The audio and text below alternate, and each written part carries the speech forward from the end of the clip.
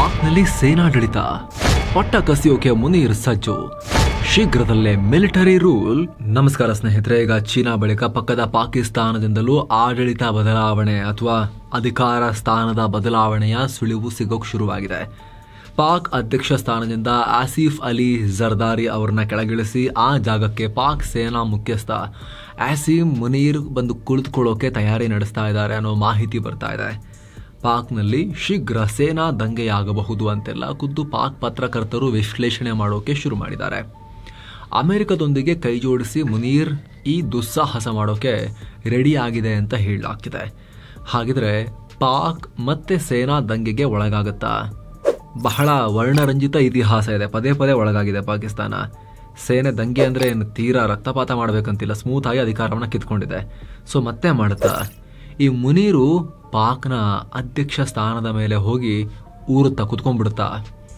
Trump ಜೊತೆಗೆ ಸೇರಿಕೊಂಡು China ಯೋಜನೆಗಳಿಗೆ ಕೊಕ್ಕೆ ಹಾಕುತ್ತಾ? ಮತ್ತೆ ಪಾಕ್ ಅಮೆರಿಕ ಕೈಗೊಂಬೆ ಆಗಿ ಹೋಗುತ್ತಾ?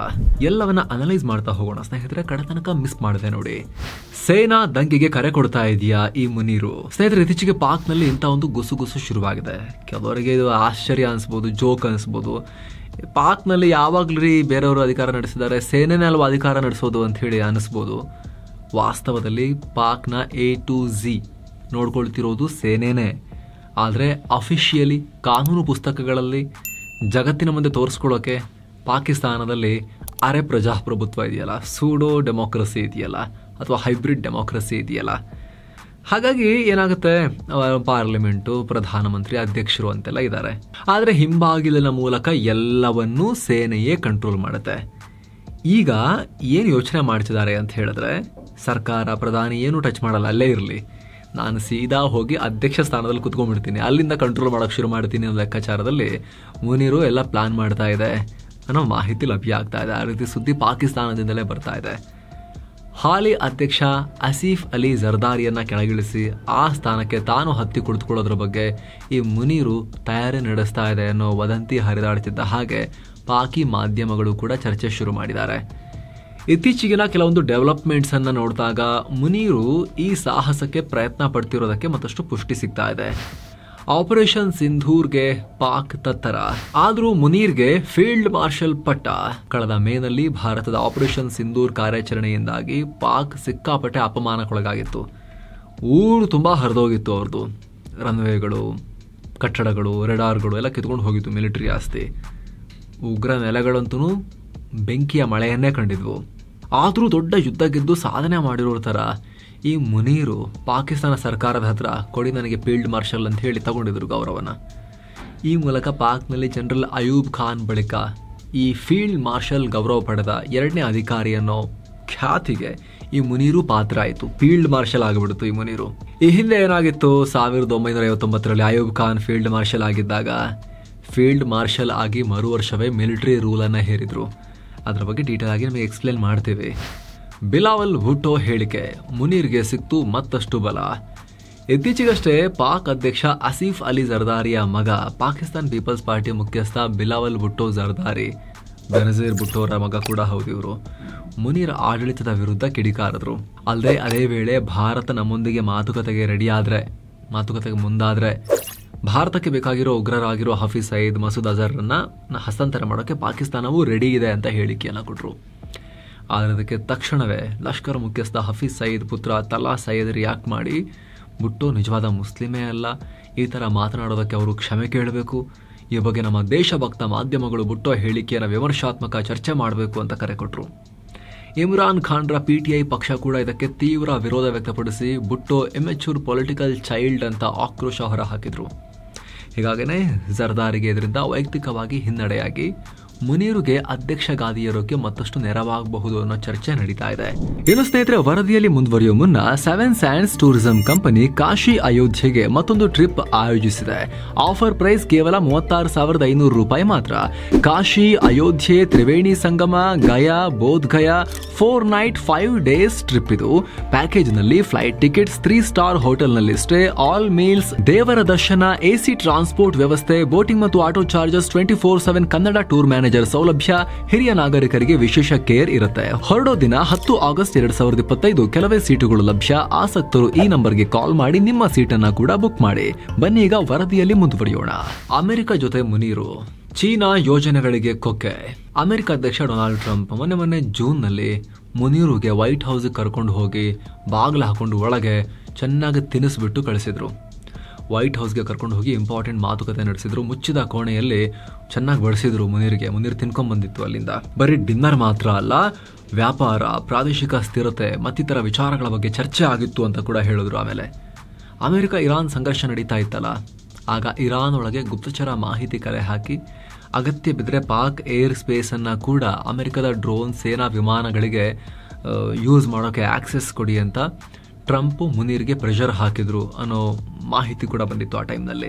ಜೊತೆಗೆ ಅದಕ್ಕೆ ಪ್ರತಿಯಾಗಿ ಒಂದಷ್ಟು ಬಹುಮಾನಗಳನ್ನು ಕೂಡ ಅಮೆರಿಕ ಪಾಕಿಸ್ತಾನಕ್ಕೆ ಕೊಡುತ್ತೆ ಅನ್ನೋ ರೀತಿಯಲ್ಲಿ. ಈ ಹಿಂದೆ ಅಫ್ಘಾನಿಸ್ತಾನದ ವಿರುದ್ಧ ಅಮೆರಿಕಾಗೆ ಫೈಟ್ ಮಾಡೋಕೆ, ಈ ತಾಲಿಬಾನಿಗಳ ವಿರುದ್ಧ ಫೈಟ್ ಮಾಡೋಕೆ ಪಾಕ್ ನೆಲವನ್ನು ಯೂಸ್ ಮಾಡ್ಕೊಳ್ಳೋಕೆ ಬಿಟ್ಟಿದ್ದಕ್ಕೆ, ಸೇನಾ ಬೆಂಬಲವನ್ನು ಕೊಟ್ಟಿದ್ದಕ್ಕೆ ದೊಡ್ಡ ಪ್ರಮಾಣದ ಮಿಲಿಟರಿ ಎಕ್ವಿಪ್ಮೆಂಟನ್ನು ಹಾಗೂ ಡಾಲರ್ ರಾಶಿಯನ್ನು ಅಮೆರಿಕ ಪಾಕಿಸ್ತಾನಕ್ಕೆ ಹರಿಸಿತ್ತಲ್ಲ, ಅದೇ ಥರ ಅಡ್ವಾನ್ಸ್ಡ್ ಶಸ್ತ್ರಾಸ್ತ್ರಗಳನ್ನು ಹಾಗೆ ಆರ್ಥಿಕವಾಗಿಯೂ ಸಪೋರ್ಟ್ ಮಾಡ್ತೀವಿ ಅಂತ ಟ್ರಂಪ್ ಮುನೀರುಗೆ ಚೆನ್ನಾಗಿ ಸೌರು ಕಳಿಸಿದ್ರು ಬೆನ್ನನ್ನ ಅಂತ ಅವಾಗೊಂದು ವಿಶ್ಲೇಷಣೆ ಆಯಿತು. ಈ ಟ್ರಂಪ್ ಪಕ್ಕ ಬಿಸ್ನೆಸ್ ಮ್ಯಾನ್, ಲಾಭ ಇಲ್ಲದೆ ಯಾವ ಕೆಲಸನೂ ಈ ಮನುಷ್ಯ ಮಾಡಲ್ಲ, ಅದೆಲ್ಲರಿಗೂ ಗೊತ್ತಿರೋದೆ. ಆದರೆ ಒಂದು ದೇಶದ ಸರ್ಕಾರದ ಮುಖ್ಯಸ್ಥರೊಂದಿಗೆ ಅಮೆರಿಕದ ಸರ್ಕಾರದ ಮುಖ್ಯಸ್ಥರಾಗಿರೋ ಅಧ್ಯಕ್ಷರಾಗಿರೋ ಟ್ರಂಪ್ ಮಾತಾಡೋದು ಅದು ಓಕೆ, ನಡೆಯುತ್ತೆ. ಆದರೆ ಸೇನಾ ಮುಖ್ಯಸ್ಥನ ಜೊತೆಗೆ ಫೀಲ್ಡ್ ಮಾರ್ಷಲ್ ಮುನೀರನ್ ಜೊತೆಗೆ ಟ್ರಂಪ್ ಮಾತನಾಡೋದು ಅಂತ ಹೇಳಿದ್ರೆ, ಮುಚ್ಚಿದ ಕೋಣೆಯಲ್ಲಿ ಚೆನ್ನಾಗಿ ತಿನ್ನಿಸಿ ಕಳಿಸೋದು ಅಂತ ಹೇಳಿದ್ರೆ, ಡಿನ್ನರ್ ಮಾಡಿಸಿ ಮುನೀರಿಗೆ, ಅದು ಬಹಳ ಚರ್ಚೆ ಗ್ರಾಸ ಆಯಿತು. ಜೊತೆಗೆ ಪಾಕ್ನಲ್ಲಿ ಈ ಶಾಬಾಜ್ ಶರೀಫ್ ಇನ್ಯಾರನ್ನ ಕರೆಸಿ ಮಾತಾಡಿದ್ರೆ ಏನು ಯೂಸ್ ಇಲ್ಲ, ಆಮೇಲೆ ಸೇನೆ ಮಾಡೋದನ್ನೇ ಮಾಡುತ್ತೆ. ಅದ್ರ ಬದಲಿಗೆ ಮುನೀರ್ನೇ ಕರೆಸಿಬಿಟ್ಟು ಸ್ವಲ್ಪ ನೈಸ್ ಹೊಡೆದು ಚೆನ್ನಾಗಿ ಸೌರು ಬಿಟ್ಟು ಬೆನ್ನನ್ನು ತಲೆ ಮೇಲೆ ಕೈ ಇಟ್ಟು ಕಳಿಸಿಬಿಟ್ರೆ ಆವಾಗ ಕೆಲಸ ಆಗುತ್ತೆ ಪಾಕಿಸ್ತಾನದಲ್ಲಿ, ಡಿಸಿಷನ್ ಮೇಕರ್ಸ್ ಅವರೇ ಅನ್ನೋ ಮೆಸೇಜ್ ಕೂಡ ಪಾಸ್ ಆಯಿತು. ಸೊ ಈ ಪಾಯಿಂಟ್ ಕೂಡ ಮುನೀರು ಅತಿ ಶೀಘ್ರದಲ್ಲಿ ಪಾಕಿಸ್ತಾನದ ಅಧಿಕೃತ ಸರ್ವಾಧಿಕಾರಿ ಆಗಬಹುದು ಅನ್ನೋ ಚರ್ಚೆಗೆ ಕಾರಣ ಆಗ್ತಾ ಇದೆ. ಯಾವ ಮಟ್ಟಿಗಂದ್ರೆ ಪಾಕ್ ಜರ್ನಲಿಸ್ಟ್ ಎಜಾದ್ ಸಯೀದ್ ಅವರೇ ಆಸಿಫ್ ಅಲಿ ಜರ್ದಾರಿಯನ್ನ ಪಾಕ್ ಅಧ್ಯಕ್ಷ ಸ್ಥಾನದಿಂದ ಕೆಳಗಿಳಿಸೋಕೆ ಪ್ರಯತ್ನ ಶುರುವಾಗಿದೆ. ಹಲವರಿಗೆ ಅವರನ್ನ ಪದಚ್ಯುತಗೊಳಿಸೋದೇ ಬೇಕಾಗಿದೆ. ಈ ಮುನೀರ ಅಧ್ಯಕ್ಷ ಸ್ಥಾನಕ್ಕೆ ಏರೋಕೆ ಏನ್ ಬೇಕು ಅದೆಲ್ಲವನ್ನ ಖುದ್ದು ಮಾಡ್ತಾ ಇದೆ. ಇದು ಖುದ್ದು ಆಸಿಫ್ ಅಲಿ ಜರ್ದಾರಿನ ರಾಜೀನಾಮೆ ಕೊಟ್ಟು ಹೋಗ್ಬೇಕು, ಹಂಗ್ ಮಾಡ್ತಾರೆ ನೋಡ್ತಾ ಇರಿ ಅಂತ ಹೇಳಿ ಹೇಳಿಕೆಯನ್ನ ಕೊಟ್ಟಿದ್ದಾರೆ. ಇದರ ಬೆನ್ನಲ್ಲೇ ಸೋಷಿಯಲ್ ಮೀಡಿಯಾದಲ್ಲಿ ಭಾರಿ ಚರ್ಚೆ ಶುರುವಾಗಿದೆ. ಮುನೀರು ಜರ್ದಾರಿಯನ್ನ ಕೆಳಗಿಳಿಸೋಕೆ ಸೈಲೆಂಟ್ ಆಗಿ ಪ್ಲಾನ್ ಮಾಡ್ತಾ ಇದೆ. ಯಾಕಂದ್ರೆ ಜರ್ದಾರಿ ತೈವಾನ್ ವಿಚಾರದಲ್ಲಿ ಚೀನಾಗೆ ಸಪೋರ್ಟ್ ಮಾಡ್ತಾರೆ. ಆದರೆ ಮುನೀರು ಈಗ ಆಲ್ರೆಡಿ ಅಮೆರಿಕದೊಂದಿಗೆ ಸೀಕ್ರೆಟ್ ಆಗಿ ಕೈ ಜೋಡಿಸಿ ಆಗಿದೆ. ಚೀನಾ ಪಾಕ್ ಎಕನಾಮಿಕ್ ಕಾರಿಡಾರ್ CPECಯನ್ನು ಹಾಳು ಮಾಡೋದೇ ಮುನೀರ್ದು ಗುರಿ ಅಂತೆಲ್ಲ ಚರ್ಚೆ ಮಾಡ್ತಿದ್ದಾರೆ. ಬಹಳ ವಿಚಿತ್ರ ವಾತಾವರಣ ನಿರ್ಮಾಣ ಆಗಿದೆ ಪಾಕಿಸ್ತಾನದಲ್ಲಿ. ಆದರೆ ಸ್ನೇಹಿತರೆ, ಈ ಮುನೀರ್ ಅಷ್ಟು ದಡ್ಡ ಜೀವಿ ಏನಲ್ಲ. ಮೊನ್ನೆ ತನಕ ಜಿನ್ಪಿಂಗ್ ಕಾಲ ಮೇಲೆ ಕೂತ್ಕೊಂಡು ಒಂದೊಂದೇ ತುತ್ತು ಉಂಡೆ ಅನ್ನವನ್ನು ತಿಂತಾ ಇದ್ದ ಈ ಮುನೀರು ಸಡನ್ ಆಗಿ ಇವಾಗ ಟ್ರಂಪ್ ತೊಡೆ ಮೇಲೆ ಹಾರಿ ಕೂತ್ಕೊಂಡು ಚೀನಾವನ್ನ ಎದುರು ಹಾಕೊಂಡ್ಬಿಡ್ತಾರೆ ಅಂತ ಅನ್ಸೋದಿಲ್ಲ. ರೀಸೆಂಟ್ ಆಗಿ ಚೀನಾ ಟ್ರಿಪ್ ಬೇರೆ ಮಾಡ್ಕೊಂಡ್ ಬಂದಿದೆ ಇದು. ಸೊ ಎರಡು ಕಡೆ ಲಾಭ ಪಡ್ಕೊಳ್ಳೋಕೆ ಪ್ರಯತ್ನ ಪಡುತ್ತೆ ಅಷ್ಟೇ ಇದು. ಬಟ್ ಪಾಕಿಸ್ತಾನದಲ್ಲಿ ಆ ರೀತಿಯೂ ಚರ್ಚೆ ನಡೀತಾ ಇದೆ. ಹಲವು ಬಾರಿ ಸೇನಾ ದಂಗೆ, ಪಾಕ್ನಲ್ಲಿ ಆರ್ಮಿಗೆ ಹೆಚ್ಚಿನ ಪವರ್. ಸ್ನೇಹಿತರೆ, ಪಾಕಿಸ್ತಾನದಲ್ಲಿ ಇದು ತುಂಬಾ ನಾರ್ಮಲ್. ಸೇನೆಯವರ ಅಧಿಕಾರವನ್ನು ಕೈ ತಗೊಳ್ಳೋದು ನಮಗೆ ಬಹಳ ವಿಚಿತ್ರ ಅನಿಸ್ಬೋದು, ಮೂವಿ ಅನಿಸ್ಬೋದು. ಪಾಕಿಸ್ತಾನದಲ್ಲಿ ಅದು ಜೀವನ, ಸ್ಟೋರಿ ಅಲ್ಲ, ಅದು ಜೀವನ. ಪಾಕಿಸ್ತಾನದಲ್ಲಿ ರೆಗ್ಯುಲರ್ ಅದು ಹಲವು ಬಾರಿ ಆಗಿದೆ. 1958ರಲ್ಲಿ ಪಾಕ್ನಲ್ಲಿ ರಾಜಕೀಯ ಅಸ್ಥಿರತೆ ಉಂಟಾದಾಗ ಆಗಿನ ಅಧ್ಯಕ್ಷ ಇಸ್ಕಂದರ್ ಮಿರ್ಜಾ ಮಾರ್ಷಲ್ ಲಾ ಡಿಕ್ಲೇರ್ ಮಾಡಿದ್ರು. ಪ್ರಜಾಸತ್ತಾತ್ಮಕ ಆಡಳಿತವನ್ನು ಬದಿಗೊತ್ತಿ ಸೇನೆಗೆ ಅಧಿಕಾರವನ್ನು ಕೊಡೋ ಕಾನೂನು. ಇಸ್ಕಂದರ್ ಮಾರ್ಷಲ್ ಲಾನ ಚೀಫ್ ಅಡ್ಮಿನಿಸ್ಟ್ರೇಟರ್ ಆಗಿ ತನಗೆ ನಿಷ್ಠಾವಂತರಾಗಿರ್ತಾರೆ ಅಂತ ಹೇಳಿ ಜನರಲ್ ಆಯೂಬ್ ಖಾನ್ರನ್ನ ನೇಮಿಸಿಕೊಂಡ್ರು. ವಿಪರ್ಯಾಸ ಅಂದ್ರೆ ಕೇವಲ 20 ದಿನದಲ್ಲೇ ಮಿರ್ಜಾರನ್ನ ಕಿತ್ತು ಬಿಸಾಕಿ ಆಯೂಬ್ ಖಾನ್, ನಾವೇನು ಮಿಲಿಟರಿ ರೂಲ್ನಲ್ಲಿ ನಿಮ್ ಕೆಳಗೆ ಕೆಲಸ ಮಾಡೋದು, ನಾವೇ ಮಿಲಿಟರಿ ಅವರೇ ಮಾಡ್ತೀವಿ ಅಂತ ಹೇಳಿ ಅಧ್ಯಕ್ಷರನ್ನ ಕಿತ್ತು ಬಿಸಾಕಿ ತಾವೇ ಅಧ್ಯಕ್ಷರಾದ್ರು. ಜೊತೆಗೆ ತಮಗ್ ತಾವೇ ಫೀಲ್ಡ್ ಮಾರ್ಷಲ್ ಪ್ರಶಸ್ತಿಯನ್ನು ಕೊಟ್ಕೊಂಡ್ರು. ಇದು ಪಾಕ್ ಇತಿಹಾಸದಲ್ಲೇ ಮೊದಲ ಸೇನಾ ದಂಗೆ ಅಂತ ಕರೆಸ್ಕೊಳ್ಳುತ್ತೆ. ಅಲ್ಲಿಂದ ಶುರುವಾಯಿತು ರೋಗ ಪಾಕಿಸ್ತಾನಕ್ಕೆ. 1977ರ ಜುಲೈ 5ಕ್ಕೆ ಜನರಲ್ ಜಿಯಾವುಲ್ ಹಕ್ ಕೂಡ ಆಗಿನ ಪಾಕ್ ಪ್ರಧಾನಿ ಜುಲ್ಫಿಕರ್ ಅಲಿ ಭುಟ್ಟೋ ವಿರುದ್ಧ ಆಪರೇಷನ್ ಫೇರ್ ಪ್ಲೇ ಕೋಡ್ ಹೆಸರಲ್ಲಿ ಸೇನಾ ದಂಗೆ ಮಾಡಿಬಿಟ್ರು. ಭುಟ್ಟೋರನ್ನ ಗೃಹ ಬಂಧನಕ್ಕೆ ಹಾಕಿ ಆಮೇಲೆ ಗಲ್ಲಿಗೆ ಹಾಕಿಬಿಟ್ರು. ಅಗೇನ್ ಇವರು ಕೂಡ ಮಾರ್ಷಲ್ ಲಾ ಜಾರಿ ಮಾಡಿದ್ರು. ಇನ್ನು ಕೊನೆಗೆ 1999ರಲ್ಲಿ ಪಾಕ್ ಆರ್ಮಿ ಚೀಫ್ ಆಗಿದ್ದ ಜನರಲ್ ಪರ್ವೇಜ್ ಮುಷರಫ್ ಆಗ ಪ್ರಧಾನಿಯಾಗಿದ್ದ ನವಾಜ್ ಶರೀಫ್ ಸರ್ಕಾರವನ್ನ ಬೀಳಿಸಿ ದಂಗೆ ಮಾಡಿಸಿ ನವಾಜ್ ಶರೀಫ್ರನ್ನ ಜೈಲಿಗೆ ಹಾಕಿ 2008ರವರೆಗೆ ಅಂದ್ರೆ ಸುಮಾರು 9 ವರ್ಷ ಪಾಕ್ನ ಡಿಕ್ಟೇಟರ್ ಆಗಿದ್ರು.